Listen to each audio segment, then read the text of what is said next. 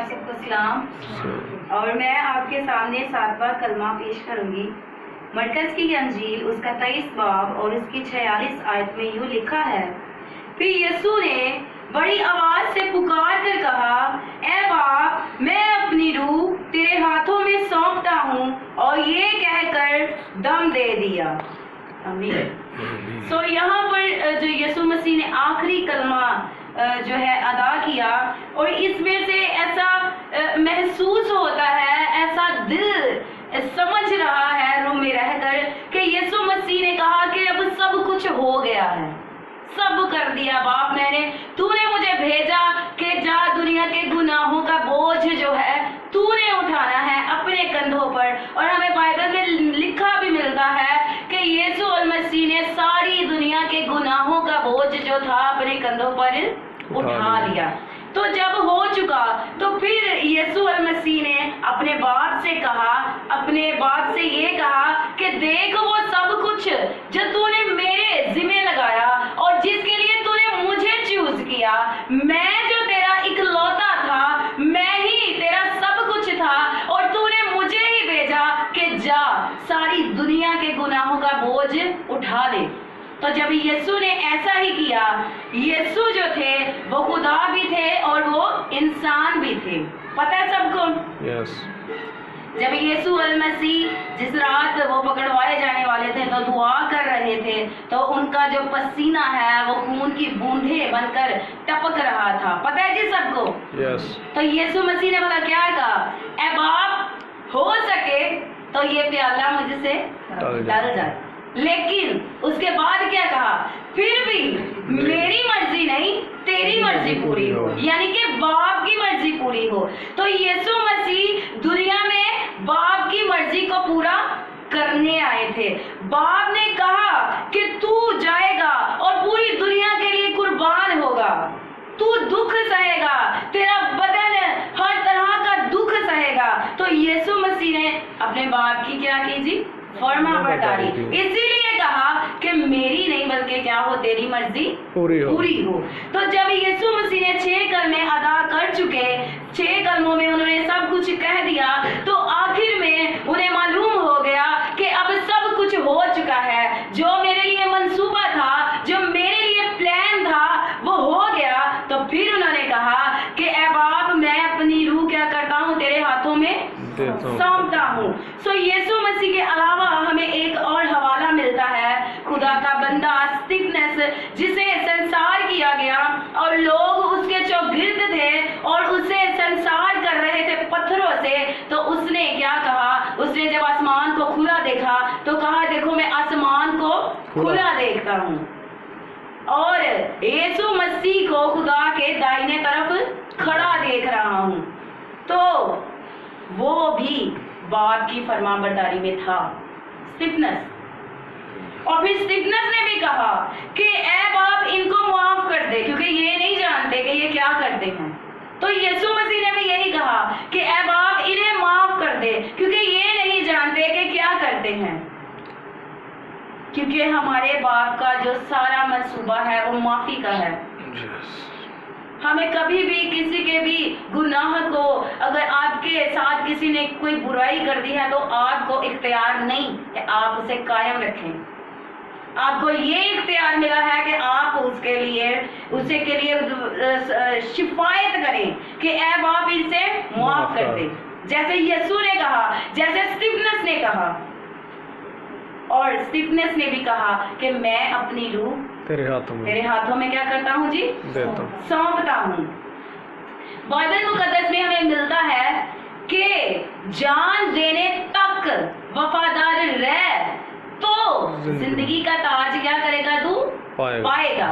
تو آج یسوع المسیح جب آئے تو ہماری نجات ہو چکی، ہم نے نجات کا پیالہ جو ہے وہ لے لیا، لیکن اب اس وقت کی بات کیا ہے، اب ہم کیا کر رہے ہیں، ہم نے اس کلمے سے کیا سیکھا؟ اور بہت وقت ہو گیا، ہم پیدا ہوئے اور ہمارے بڑے ہیں، بزرگ ہیں، ہم جوان ہیں، تو ہم کیا سیکھ رہے ہیں اس بات سے کہ آیا کہ ہم بھی یسوع المسیح کے ساتھ وفادار ہیں؟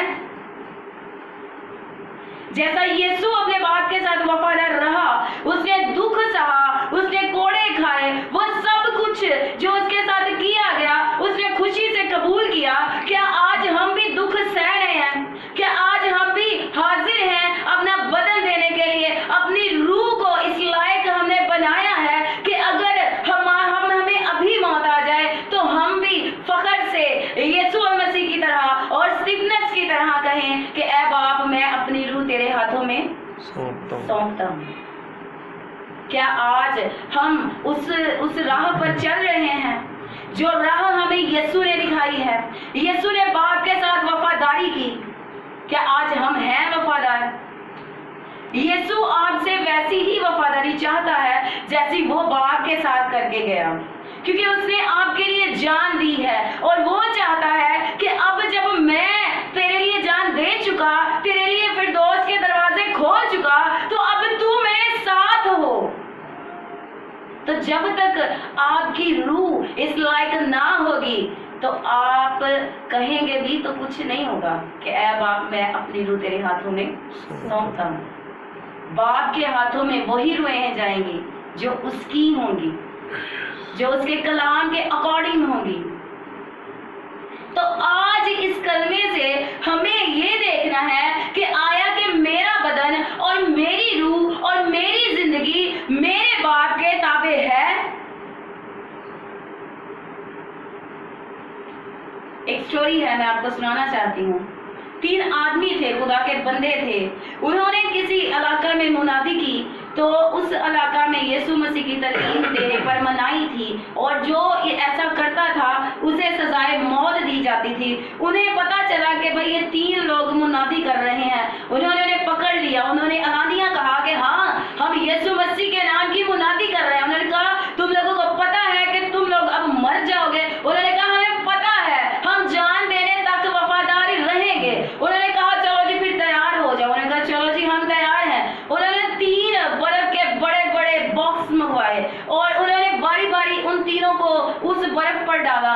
पहले को डाला, वो तड़प तड़प के मर गया। फिर दूसरे को डाला, और बादशाह जो उस हुकूमत का उस वक्त बादशाह था, वो बैठा देख रहा था। तो वो कहता है कि एक मर गया, दूसरा भी मर गया, तीसरा भी मारी जाना है, चलो मैं जाके आराम करना, मैं किया था देखना है। वो चला गया, वो जाके अपने बिस्तर पर सो गया। उसने ख्वाब देखा। उसने देखा कि 3 ताज आए हैं, 3 ताज आए हैं। तो उसने देखा कि 2 लोगों के सर पर ताज रख दिए गए हैं, लेकिन एक ताज जो है वो उठाया जा रहा है वापस। तो उसने सोचा कि ये क्या? तो वो जल्दी जल्दी भागा आया।